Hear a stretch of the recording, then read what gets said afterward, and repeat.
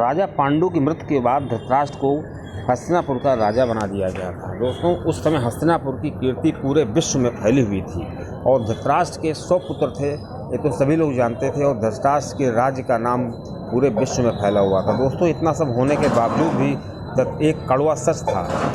कड़वा सच ये था कि धृतराष्ट्र ही अपनी ससुराल पक्ष के लोगों को घुट घुट कर मरने के लिए मजबूर किया था, और यहाँ तक कि अपने जितने साले और अपने ससुर थे धृतराष्ट्र के, उन सब को धृतराष्ट्र ने घुट घुट कर मारा था। दोस्तों, ऐसी रोचक जानकारी के लिए मेरा चैनल सब्सक्राइब करिए और मेजर टिप्स इंग्लैंड चैनल में आपका स्वागत है। दोस्तों, जो गांधार नरेश थे, उनकी एक पुत्री थी गांधारी, वो बहुत ही खूबसूरत थी। इसकी ख्याति बहुत दूर दूर तक फैली हुई थी। जब भीष्म पितामह को ये पता चला तो भीष्म पितामह ने वहाँ पर आक्रमण कर दिया। वो गांधारी को अपनी पुत्रवधू बनाना चाहते थे, लेकिन जो गांधार नरेश और उस गांधारी के भाई को ये अच्छा नहीं लगा, लेकिन वो भीष्म पितामह के आगे मजबूर थे और उनको अपनी बहन का विवाह, अपनी पुत्री का विवाह धृतराष्ट्र से करना पड़ा। लेकिन दोस्तों, जो गांधारी थी उसकी कुंडली में एक दोष था। उसकी कुंडली में दोष इस प्रकार था कि जब उसकी कुंडली को ज्योतिषाचार्यों ने देखा तो कहा कि इसके 2 पति होंगे और पहले पति की मृत्यु विवाह होने के तुरंत बाद हो जाएगी। जब इस चीज़ का पता चला गांधारी के पिता को, तो गांधारी के पिता ने साधुओं से सलाह मांगी। जो एक बहुत पहुँचे हुए साधु ने गांधारी के पिता को सलाह दी कि अगर आप अपनी पुत्री का विवाह एक बकरे से करा दें और बकरे की बलि चढ़ा दें, तो इससे क्या होगा कि पहला विवाह का पति तो मर जाएगा और उसके बाद उसका दूसरा विवाह कर दें। इस चीज़ का पता जब धृतराष्ट्र को चला कि मेरी पत्नी का विवाह तो एक बार हो चुका है, तो धृतराष्ट्र को बहुत बुरा लगा और धृतराष्ट्र ने इसका बदला लेने के लिए बहुत ही भयंकर प्रयास किया। इसी के एवरेज में धृतराष्ट्र ने अपने ससुर और अपने साले सहित, जबकि उनके 100 साले थे, सबको जेल में डलवा दिया था। और दोस्तों, यहाँ तक कि नहीं, जेल में डलवाना ही तो काफ़ी नहीं था, उनको खाने के लिए केवल एक मनुष्य का भोजन मिलता था। मतलब एक थाल आती थी, उसी थाल में वो 100 भाई और उसके पिता सब खाते थे। धीरे धीरे क्या हुआ, जब खाना नहीं मिला तो वो सभी भाई जो थे काफ़ी ज़्यादा शिथिल पड़ गए, दुबले पड़ गए।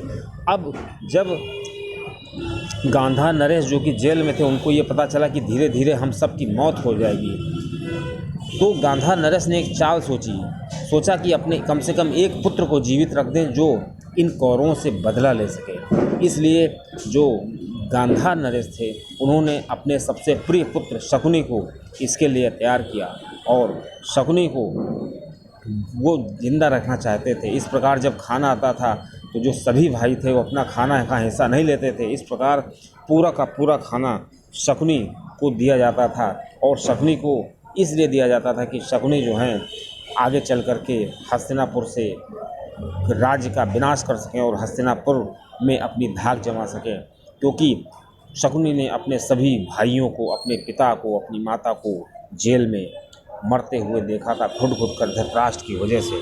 दोस्तों, यही कारण था कि जो गांधारी थी उनको दूसरा विवाह करना पड़ा था और पहला विवाह जो था वो उनका असफल रहा था। और दोस्तों, इस चीज़ का पता जब धृतराष्ट्र को चला तो धृतराष्ट्र को ये चीज़ बहुत बुरी लगी और धृतराष्ट्र ने अपना बदला लेने के लिए गांधारी के साथ, गांधारी के पिता, गांधारी के जो और ससुराल के पक्ष थे, सभी लोगों को जेल में डलवा दिया गया था।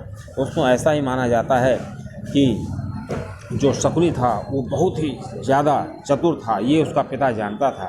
तो उसके पिता ने सोचा कि अगर मेरा ये सब जो पुत्र है जो बहुत ही अच्छा वर्क कर सकता है और हस्तिनापुर के विनाश के लिए बहुत ही अच्छा मोहरा है, और यहाँ तक कि गांधार नरेश ने मृत्यु के समय, क्योंकि उनकी मृत्यु जो थी जेल में हो गई थी, तो मृत्यु के समय अपने पुत्र शकुनी से कहा था कि मेरी मृत्यु के बाद तुम मेरी जो रीढ़ की हड्डी है उससे 2 पासे बनवाना, और जो इससे तुम पासे बनवाओगे वो एक चमत्कारी पासे होंगे। उन पासों की एक खासियत होगी कि तुम जो नंबर कहोगे वही नंबर वो तुरंत निकाल के देंगे। दोस्तों इसी के दम पर शकुनी जो था उसने हस्तिनापुर का विनाश किया था। दोस्तों लाक्षागृह से लेकर के महाभारत के युद्ध के आखिर तक शकुनी का एक अहम किरदार था महाभारत को युद्ध को संपन्न कराने में। दोस्तों यहाँ तक कि माना जाता है कि शकुनी जब अपने पिता की मृत्यु हो गई तो शकुनी को हस्तिनापुर के लिए ऑफर किया गया कि तुम हस्तिनापुर में चाहो रहो और या गांधार में रहकर राज्य करो। तो शकुनी ने यहाँ पर रहना, हस्तिनापुर में रहना उचित समझा और चूँकि वो वहाँ पर रह करके ही अपनी क्रिया को अंजाम दे सकता था। दोस्तों शकुनी का दिमाग ही था कि आज उस समय तक कोई पता नहीं लगा सका था कि शकुनी चाहता क्या है, और वास्तव में उसकी कूटनीति इस तरह की थी कि लोगों को लगता था कि वो पांडवों को हराना चाहता है, पांडवों का विनाश करना चाहता है और अपने दुर्योधन को राज्य देना चाहता है। दोस्तों यही कारण था कि गांधारी